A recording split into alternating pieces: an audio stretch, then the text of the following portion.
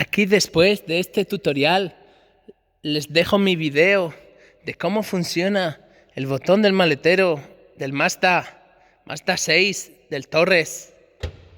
Te da por culo mientras corres. Mira. Abre, cierra.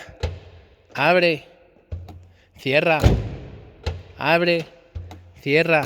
No le vamos a dar más por si se rompe antes de llevárselo el dueño. Esto ya funciona. Si os ha gustado mi video, darle a me gusta y suscribirse a mi canal.